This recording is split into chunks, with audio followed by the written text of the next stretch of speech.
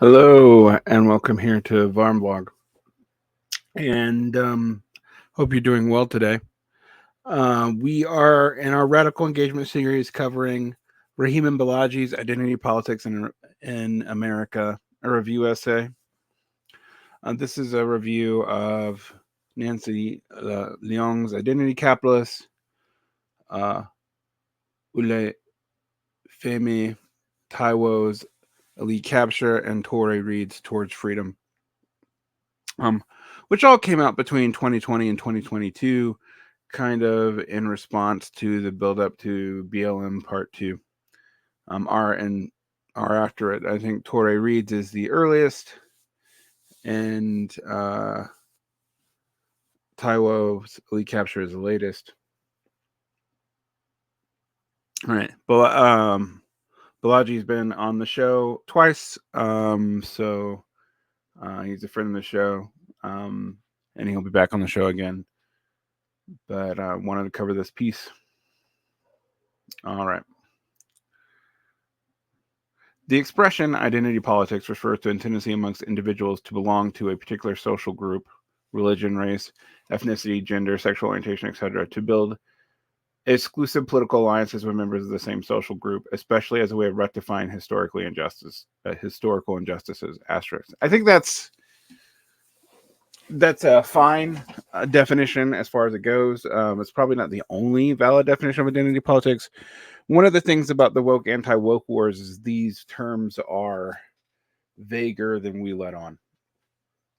The origins of the identity politics in the United States can be traced back to the civil rights and the feminist movement in the mid-20th century. I would probably actually date it a little earlier than the mid-20th century. I would date it to the development of national inclusion, probably the late 19th, early 20th century, to be honest. But as a fully instantiated politics, I think you don't see it till the 1950s. It has since been the dominant form of political organization across various countries. The emergence of identity-based movements represents a shift away from broad-based class-driven politics and more towards highlighting unique experiences and injustice faced by specific and marginalized communities. While identity movements have the potential to raise awareness and rectify historical injustice, they can also be co-opted to reinforce systems of hierarchy.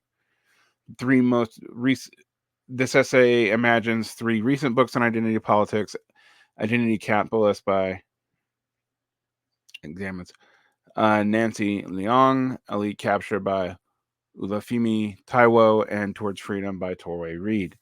And asterisk, I mean, there's a ton of books on identity politics. There was Assad Haters and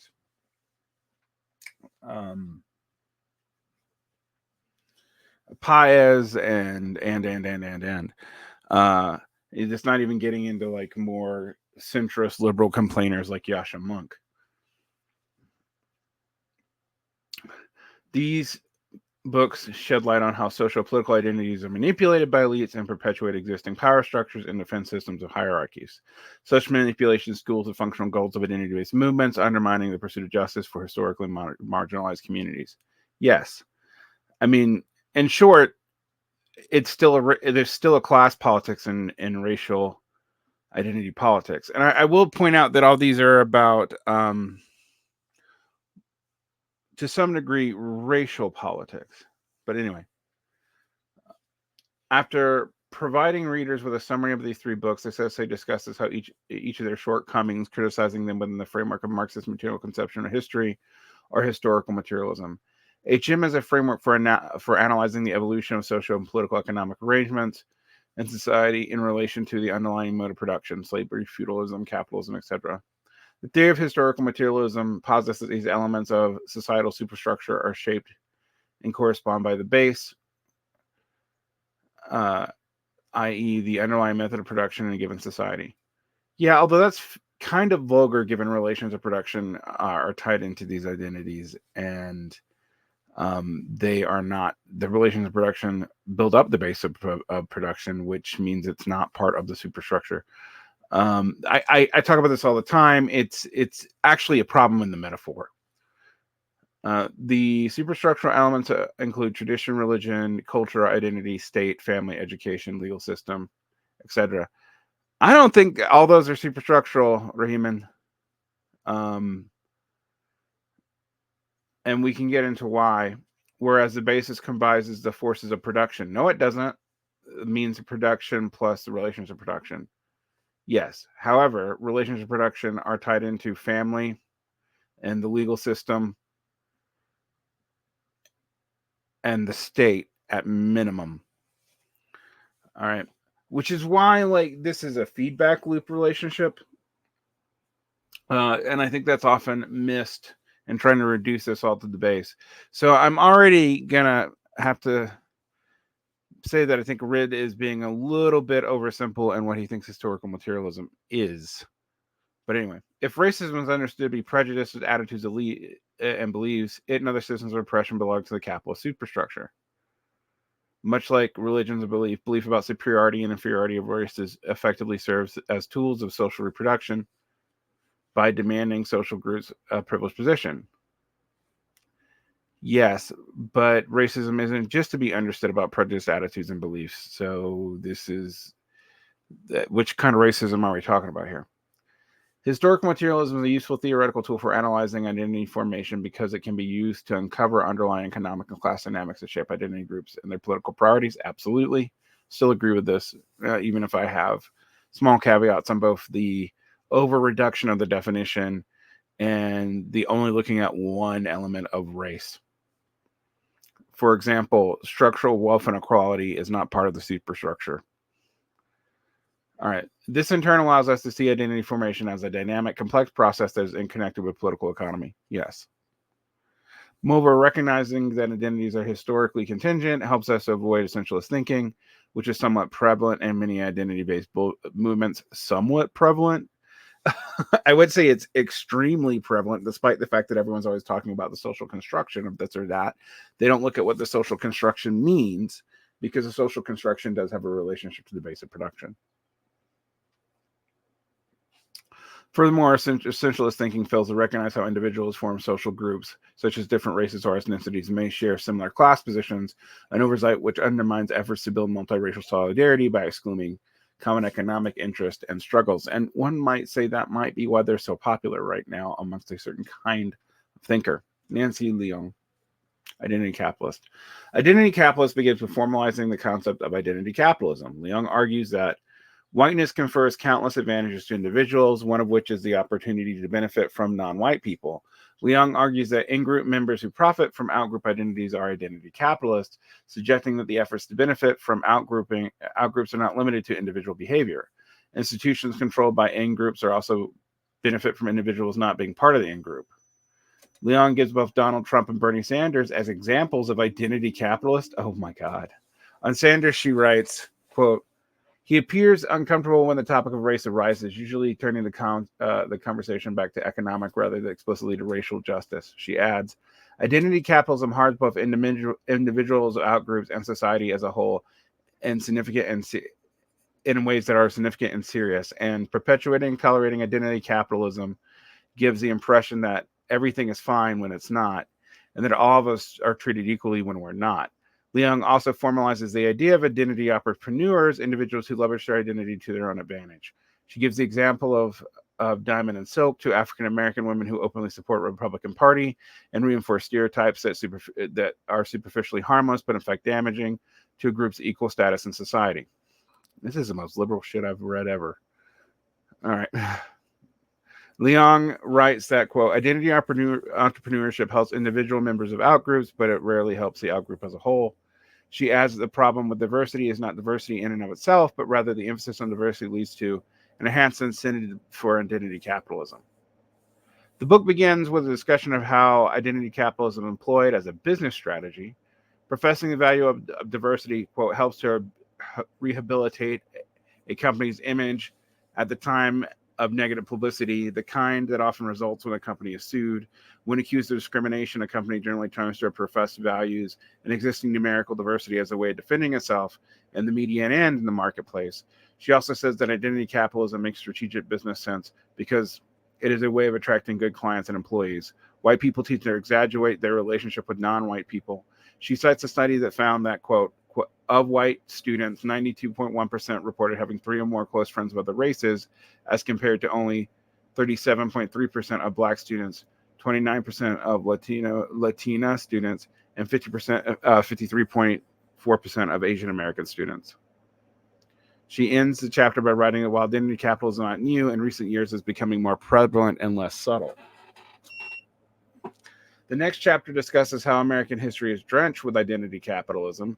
She gives examples of various individuals that resorted to either defending slavery, as is in the case of Edward Williams Clay, or posit that slavery is consistent with Christianity. For the instance, Reverend Linda Kerr, which argue it is consistent with Christianity. Sorry, people, read the fucking Bible. But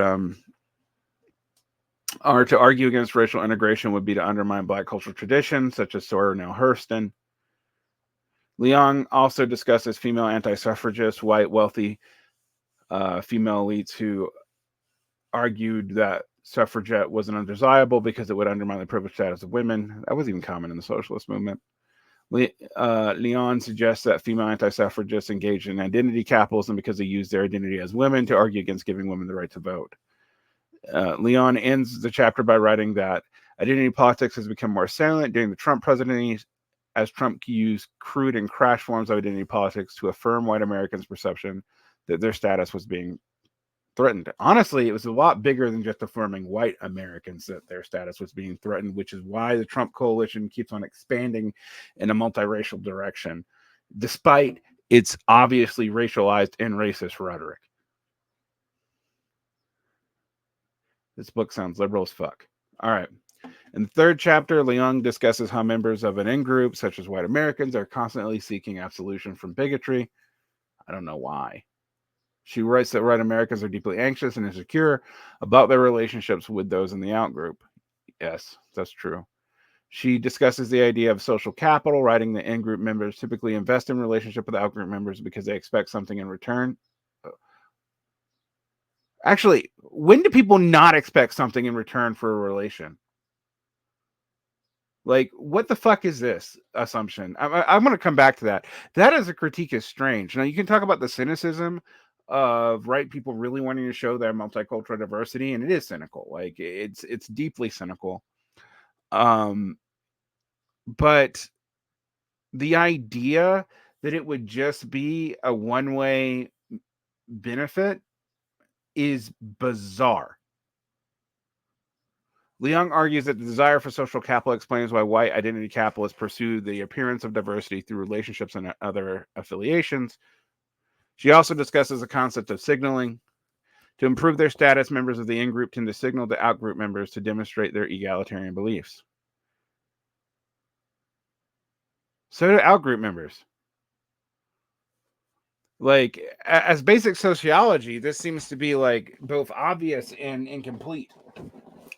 The fourth chapter discusses identity entrepreneurs such as Sarah Palin, who leveraged her identity as a woman during the 2008 presidential election to seek approval from other women. Leong differentiates between entrepreneurs and sellouts. Entrepreneurs are individuals who leverage their identity for personal benefit, as opposed to sellouts whose actions disadvantage the interest of the entire group. That seems like a very hard distinction to actually maintain. Who decides what's in the benefit of the entire group? The fifth chapter discusses how identity capitalism is enabled by anti-discrimination law. Ah, yes, the Abraham X. Kendi critical race theory, Kennard. Leong argues that anti-discrimination law is a bulwark against identity capitalism because it provides incentives for identity capitalist behavior. She discusses how the appearance of racial diversity on panels is often used to rebut accusations of impropriety. She writes that companies often turn to identity capitalism, such as including members of out-group in employment decisions, to persuade courts that no discrimination has taken place. Even when courts do not explicitly say that the race of the supervisor helps to prove that there was no discrimination, they often gratuitously call attention to identity characteristics of the supervisor to imply that there was no discrimination. She also writes that courts are inattentive to intersectionality. I mean, that's why critical race theory existed. It was about racial categories being insufficiently diverse. But that's a Kimberly Crenshaw point from like 1980. For example, a black woman can sue for discrimination either because she is black or a woman and not because she is a black woman. Yeah, that's Crenshaw's original point, I think, in the original intersectionality piece. Leong discusses identity capitalism, often trying to escape liability by actively treating outgroup employees well. Quote, the incentive to change course and treat an employee well as defense encourages employers to engage in identity capitalism after the fact and in the face of litigation. It does nothing to reduce the likelihood of discrimination before it happens. It also creates incentives for employers to make such litigation more difficult in the first place by implementing mandatory arbitration agreements, which have proliferated in workplaces by legal challenges, which one study finds the use of such agreements increased from 16.1% of employment contracts in 2012 to 42.7% of the contracts in 2014. The sixth chapter discusses how identity capitalism affects the legal system beyond anti-discrimination law, including copyright law, constitutional law, and criminal law. Identity capitalism affects the way cases are adjudicated from beginning to end, from litigation strategy to the writing of decisions. Identity capitalism inflects the legal system at large, both the law and the mechanisms for implementing it.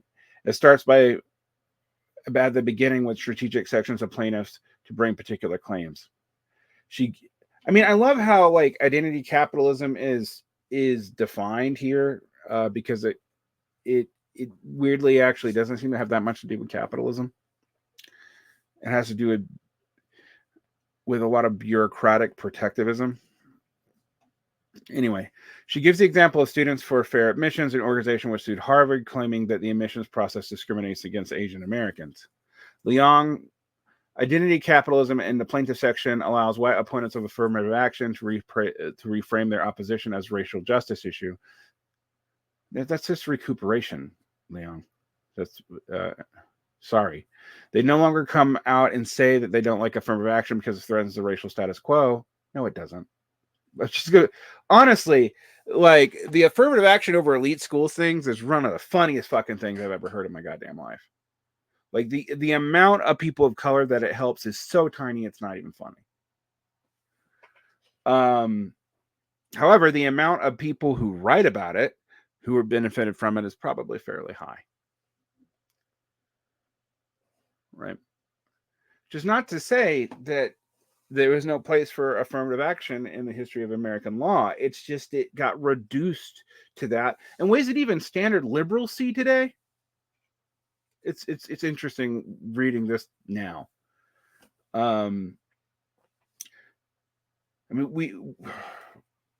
We know how a lot of the racial quotas are met in elite educational institutions, which is by pulling from outside of the United States. The people who do not actually have the systemic disadvantages of U.S. minority culture, but can represent them on a checklist. Not great. She ends up by writing that identity capitalism permeates both the substantive law, the statutes, regulations, and doctrines that govern us, and the legal process itself, the way the law is invoked, enforced, applied, and modified. But with identity capitalists is rooted so deeply in law and the legal processes that the law itself is also a powerful tool for addressing identity capitalism. This is a critical race theory argument, and that's fine. I mean, it just needs to be rebranded as identity capitalism. The seventh chapter discusses the 4 principles for reforming society beyond the legal system: honest, apology, education, and authenticity. Oh my God. Honesty, apology, education, and authenticity are all individual actions. Jeez. In fact, authenticity isn't even an action. She writes that people and businesses should be more honest and forthcoming to respect their intentions, as opposed to broadcasting empty words and simply give the appearance of diversity. So people should be more sincere. That's your fucking answer to the problem of deep racial divisions. For apology to be effective, it has to be costly to the apologizer. Why? Simply expressing commitment to do better in the future is insufficient. Yeah, but the first actually and the second aren't related concepts, like logically speaking. Leong also says that the more educated responses to the racial screw-ups have been potential to undermine identity capitalism as a whole. If every American institution were authentically diverse, people would have no motivation for identity capitalism. Maybe. One way to avoid identity capitalism is avoid the conditions that create the perceived necessity. So, like avoiding Like, not talking about how, like, racialized wealth accumulation affects all this. And it's a very weird way when your answer is honesty, apology, education, authenticity. This is the most liberal horseshit I've ever read in my life. And authentic diversity and substantive attention to the interests of outgroups makes identity capitalism obsolete. Oh, okay. What is authentic diversity as opposed to superficial diversity? In conclusion, Long discusses how most people are complicit one way or the other in enabling identity capitalism. Virtually all of us are identity capitalists or identity entrepreneurs because we all inhabit multiple identities. A lot of us are both. Yeah, which is why this category is not particularly a good way to understand even racism, much less larger sociological oppression. And the way we think about identity in America is profoundly broken. We feel anxious and resentful towards people who are different from us. She said, so wait, I'm confused about what you want here. She suggests that ending identity capitalism is part of the process of repair and that people should develop genuine relationships with those who are different. Yes, they should object genuine relationships of those who are different, of mutual respect and responsibility, mutual aid, and a mutual benefit. Duh. Of course they should. I'm not seeing how anything, however, of that fixes the larger systemic racial problems in the United States are the other problems instantiated by capital. I just don't see it. It doesn't seem to be there. All right. Táíwò's elite capture. I do kind of wish that Rid had spent a little bit less time just summarizing the books. Anyway.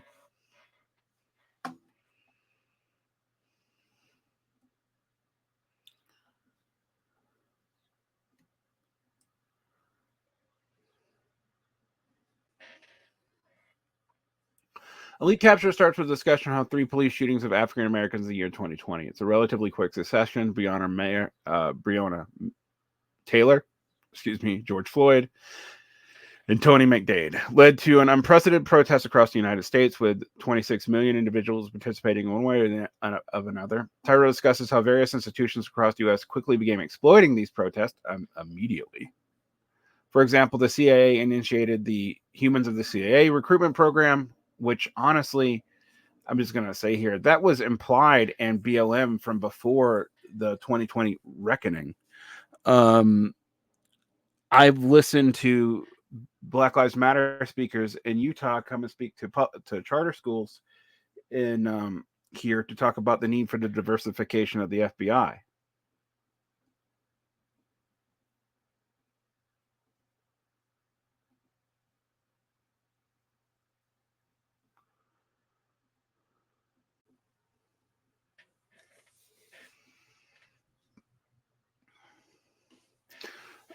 Anyway, which targeted identity groups such as queer and indigenous people, or, for example, Army and Marine recruitment ads that featured Black and Latinx soldiers. He also discussed how by June 2021, various state legislatures across the U.S. began banning critical race theory. Táíwò discusses the origins of the term identity politics. He writes that the term was first popularized in the 1977 manifesto of the Combahee River Collective, organization of queer Black feminist socialists. Probably one of the most abused queer Black feminist socialist organizations and liberal associations in modern history. Originally, Táíwò, the point of the manifesto was to foster solidarity and build diverse coalitions, but, quote, in the decades since the founding of the Combahee River Collective, instead of forging alliances across difference, some have chosen to close ranks, especially on social media, around ever narrower conceptions of group interest. Yes. Táíwò writes that the idea of elite capture helps us understand that various groups effectively twisted and appropriated the original emancipatory understanding of identity politics, and that quote, it is elite capture, not identity politics itself, that stands between us and transformative, non-sectarian coalitional politics. But elite capture, as Pascal Robert says about Táíwò's book, elite capture is part of identity politics inherently. All right. Táíwò adds, quote, elite capture accounts for many of the ways common objections leveled against identity politics, including that it requires unethical support for political figures based on their identities without regard to their politics, and that it often reflects social preoccupations that are really for rich white people. Táíwò describes elite capture as a kind of system of behavior, a phenomenon articulated at the population level, an observable, predictable pattern of actions involving individuals, groups, and subgroups, each of whom may be pursuing a number of different goals from their own narrow point of view. He goes on to write, elite capture is not limited to the scope of their intentions. Oh, that's good, because that would be problematically personalist. The constant dynamic of individual and group interactions make up a social system, and elite capture emerges out of that dynamic. I mean, fair enough. The first chapter discusses E. Franklin Fraser's sociological study of the black bourgeoisie in 1955, which Táíwò characterizes as a pioneering analyst of elite capture, or, development of racialized class politics. I mean, they're really the same thing. That's foreign talking. Fraser argued that American black middle class had an inferiority complex owing to the legacy of street slavery and racial domination in the U.S., and that African American political class had no interest in improving the social standing of blacks as such, unless it was directly affected them or improving their own standing with white Americans. The second chapter discusses where and how elite capture shows up in our social conditions. Táíwò discusses Carter Woodson's book, The Miseducation of the Negro, in 1933. Woodson argued that white elites were able to exert a disproportionate level of influence in the U.S. system of education, and that the information presented to black students effectively reinforced racial hierarchies. And that's absolutely true. The third chapter discusses Táíwò's notion of deference politics. Táíwò describes deference politics as a culture or etiquette which asks people to pass attention, resources, and initiatives to those perceived as more marginalized than themselves. For Táíwò, proponents of the deference politics consider it a step towards justice to modify interpersonal interactions and compliance with perceived wishes of the marginalized. In this sense, Táíwò describes the standpoint epistemology, which emerged in feminist circles during the 1970s, off of a misreading of Lukács. I've done whole writings on this for over a decade. I'm not going to go back into it here, but I've talked about it before. In fact, there's a whole section on it in my original engagement with Mark Fisher on the Vampire Castle called Out of the Castle and Into the Pit, where I go into the history of this. Anyway.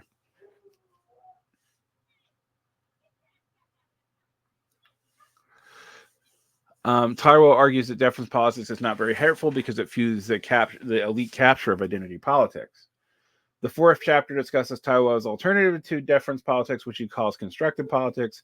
Táíwò writes that constructive politics focuses on the transformation of social structures as a whole, as opposed to the pursuit of intermediary goals through symbolic means. Constructive politics also focuses on outcomes rather than processes. It prioritizes specific goals or end results rather than avoiding complicity and injustice or promoting moral or aesthetic principles. The last chapter ends with Táíwò discussing the virtue of constructive politics over deference politics.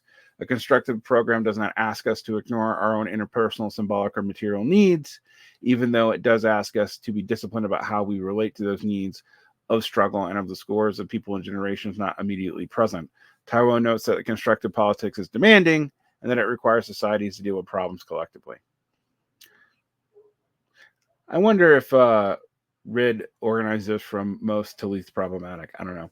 Touré F. Reed, Towards Freedom. Towards Freedom starts with a discussion of the 2016 campaign for the Democratic presidential nomination.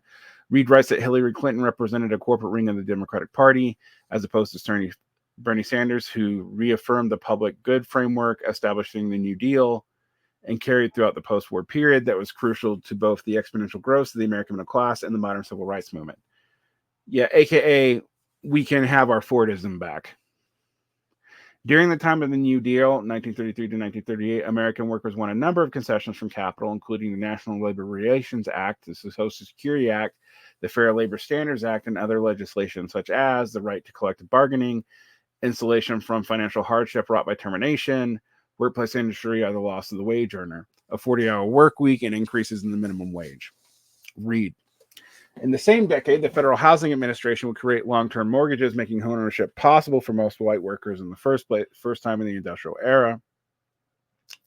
This changed after the Second World War, as by 1947, a combined Republican and Dixiecrat congressional supermajority swiftly back workers' rights and tamped down on labor militancy, and the Taft-Hartley Act, 1947, eliminated closed shop card check and sympathy strikes while placing restrictions on unions, but not corporations' political activities, which was crucial to this project. Yeah, that's why there's not a Labor Party in America.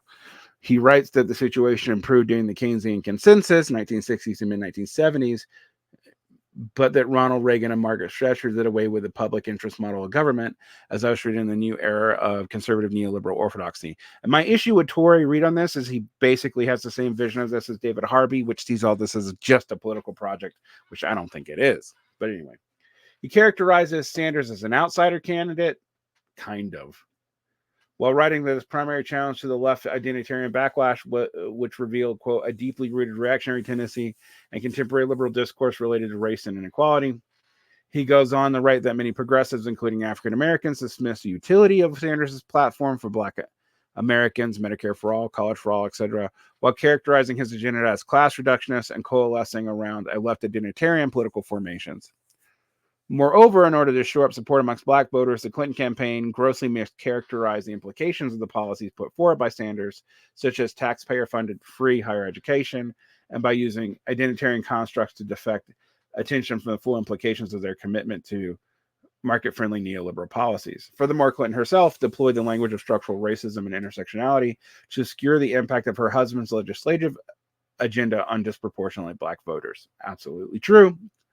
I'm just going to agree with Touré Reid there, even though I don't agree with how soft he is on Sanders and co. He gives the examples of Clinton asserting that Sanders' calls for banking regulation and distributed policies were of little importance to Black and brown Americans, and that such proposals would do nothing to end systemic racism. Yeah, Touré is right about that.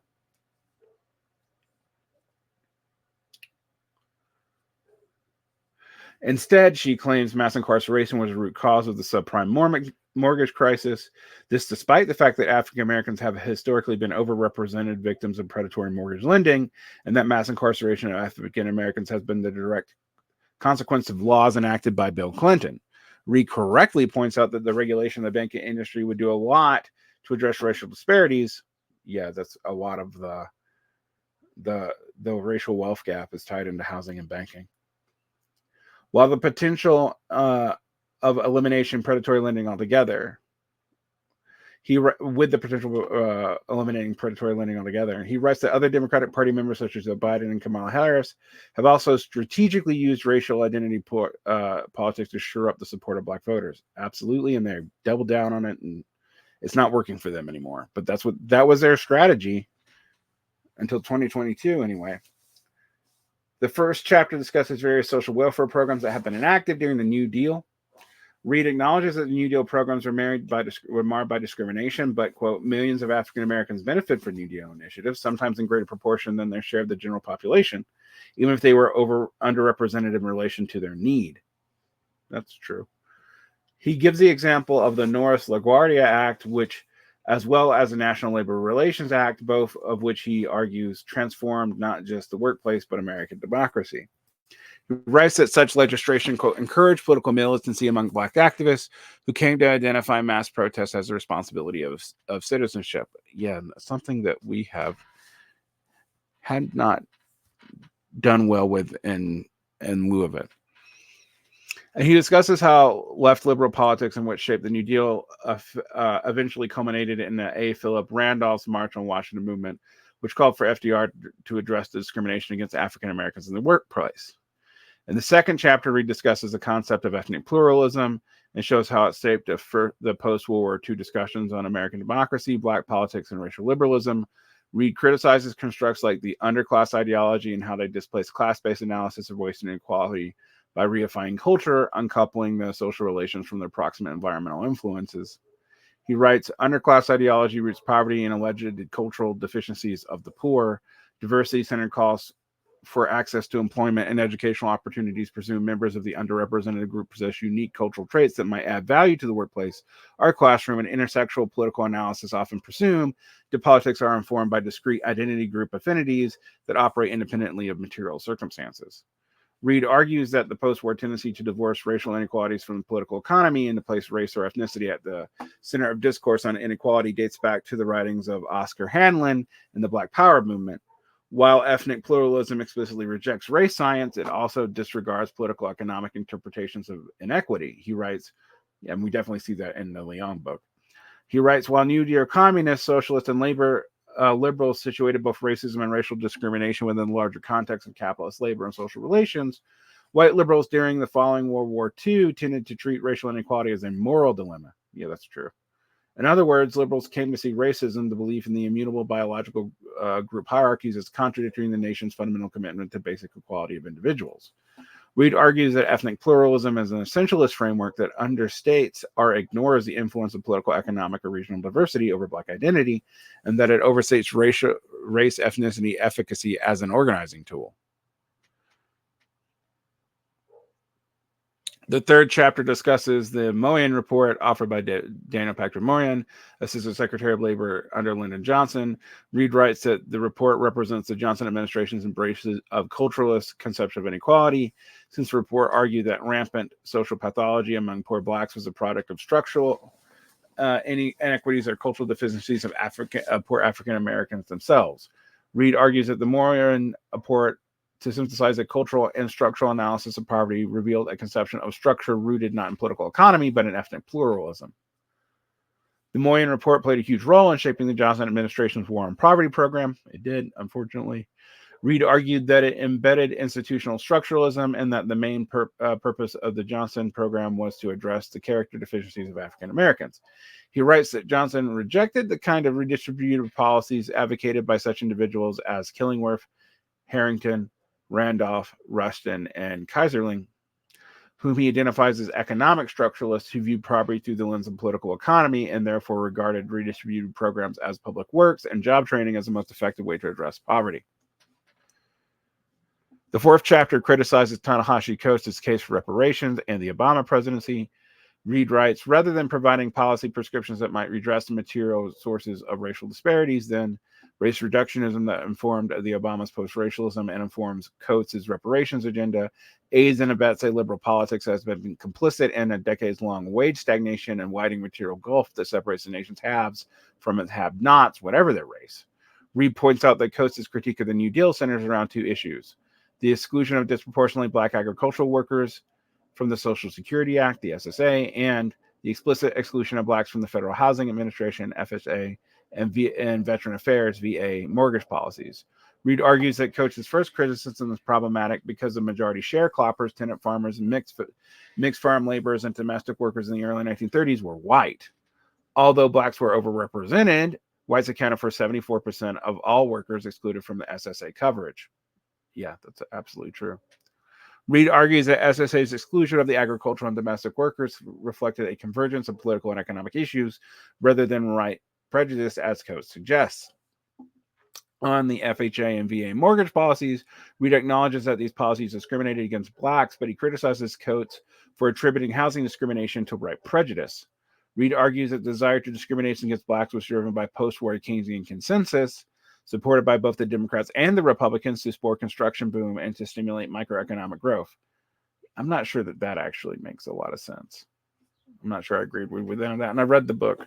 Reed also argues that homeownership was presented to Americans as a passport to the petite bourgeoisie, in the sense that the homeownership came to be identified with the ownership class, even though it's really not. That's far I'm talking.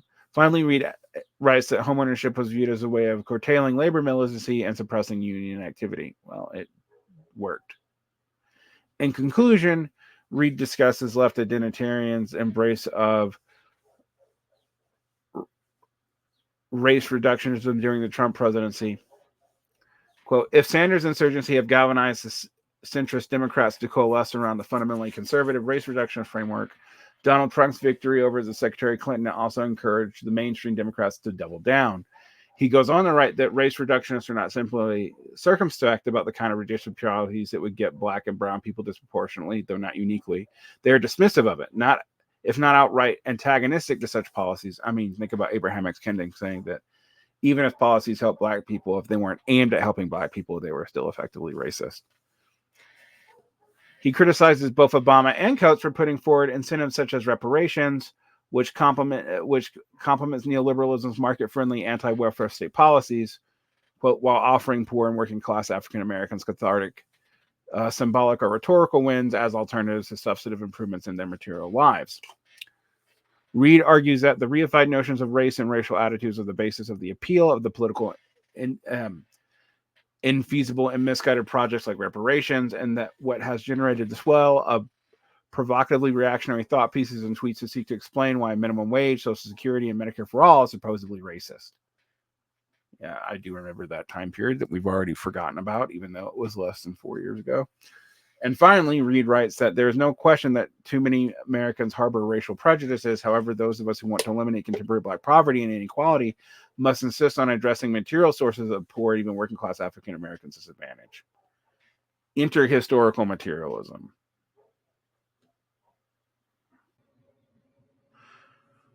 Identity Capitalist is a thoughtful and well-written book, but Leong provides her readers with a racialist analysis which is divorced from political economy. I mean, I agree with you, but I'd like to know how. She fails to explore how social political identities are conditioned by the societal mode of production. She neglects to discuss the class dimension of individuals' identity, which is problematic because individuals who belong to the same racial category can experience starkly different realities based on their class position. The racialist logic in Leong's analysis is further evident in a critique of the Bernie Sanders campaign. Sanders has accomplished little of racial substance in the intervening 50 years leading up to the 2016 presidential contest. Leong's commentary is strange because she overlooks how many policies advocated by Sanders would help non-white Americans. Although when you come from a critical legal framework, helping non-white Americans that aren't explicitly just about that still does not actually advocate a better position according to them. So it is still racist. That's the CRT take. For instance, Sanders' proposal to end predatory lending by capping the rate of interest on consumer loans and eliminating private credit reporting agencies such as Equifax and replacing public credit registries would disproportionately affect African Americans. Leong appears to be suggesting the only policies which target specific social groups will improve the well-being of such groups. She doesn't appear to be saying that. That's foundational to CRT, which seems to be the framework she's rebranding.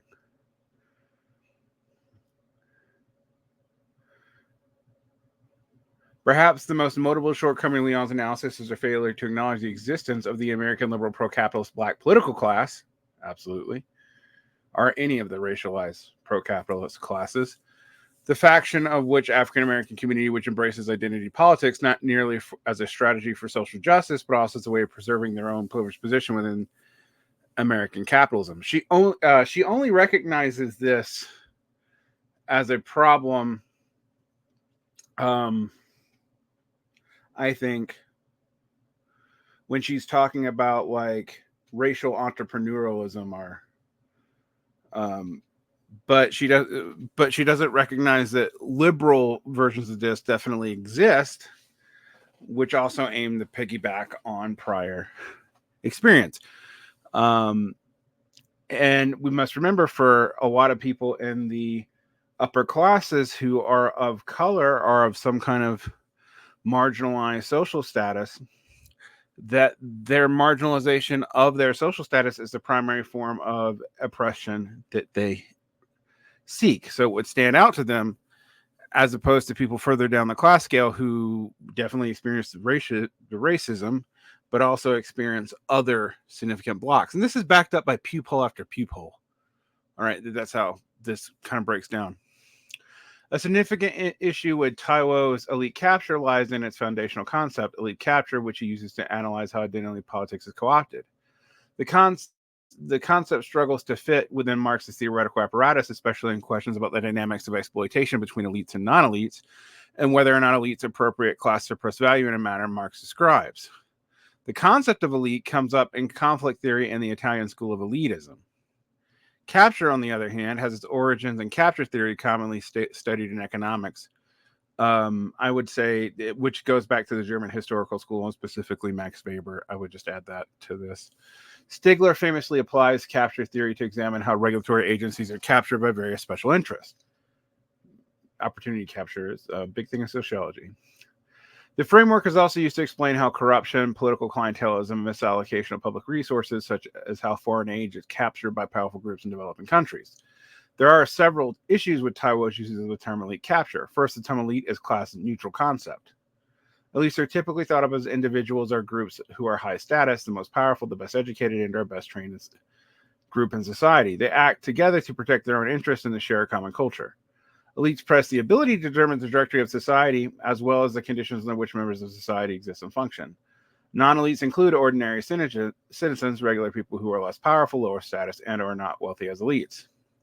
An elite is not necessarily the same thing as what Marx describes as a capitalist, although they share some features. I mean, one can be an elite and not a capitalist, and one can be a capitalist and not an elite. All right, but so yeah, I guess they do share some features. That's a Venn diagram.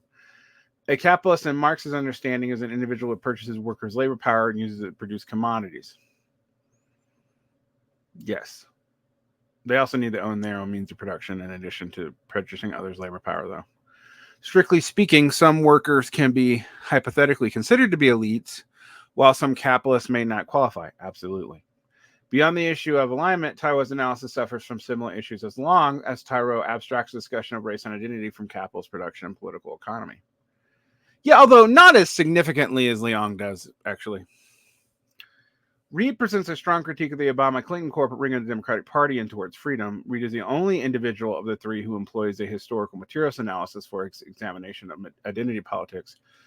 But he implies it to endorse Sanders over candidates, a strategy which he overlooks the inherent conservatism of the electoral system. Electoral systems are by nature designed to preserve the status quo, making radical change difficult. Perhaps electing certain politicians or others would be more beneficial for workers, but there are several structural limitations which Reed fails to acknowledge. Yeah, this is my frustration with Reed's book too.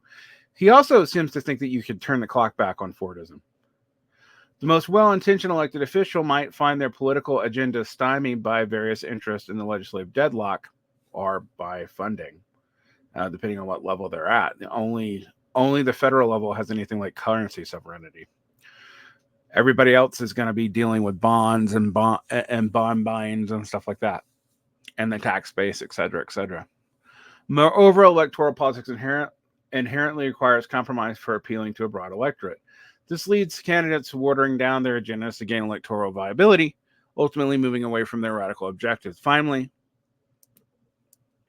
elections function in cycles, so achievements in one administration can easily be overturned if there's a major shift in the power dynamics. Yep. The policies advocated by Sanders deserve scrutiny in and of themselves. Relative to other candidates, many of the policies advanced by Sanders were far superior, Medicare for all, Green New Deal, etc. But as much as a higher welfare spending and a robust welfare state is desirable, these policies do not fundamentally alter the way in which commodities are produced in a capitalist societies. By relying on the state to redistribute wealth and provide services, such policies may inadvertently strengthen the capitalist framework they aim to critique. Absolutely, they did in Fordism. This is because they leave the capitalist production relations intact, making the capitalist state appear as a benevolent caretaker, thus potentially entrenching capitalism further. Yep. Higher welfare spending also has the side effect of fostering class collaboration, or class dependency. Workers receive benefits that ease the hardships of capitalist exploitation, while the capitalist class consents to these concessions to maintain social peace and prevent more radical demands. The last part is a stretch. We don't know that it actually prevents more radical demands historically. And that's a logical deduction that Marxists have made, but we don't have a lot of historical evidence that it's a consistent one. That said, the class collaborative charge, I think, Rid's fair on. Both classes work together within the capitalist system, delaying or preventing the development of a proletarian class consciousness, which seeks to overturn the capitalist system altogether. The limit of the Sanders campaign was further evident in its inability to challenge the prevailing anti-China consensus in the U.S. Sanders was against normalizing trade relations with China, favoring high tariffs instead. Tariffs on Chinese goods can boost employment in the U.S., but since millions of workers in China are employed in export-oriented industries, higher tariffs from major trading partners would inevitably result in massive job losses, wage cuts for Chinese workers, leading to decreases in their standard of living. It is also worth noting that Sanders often echoed Donald Trump by accusing China of currency manipulation. Says such actions place China at an unfair trade advantage over the U.S. is very misleading because it presupposes that China holds a dominant position over the U.S. in global trade relations, when in fact the opposite is the truth.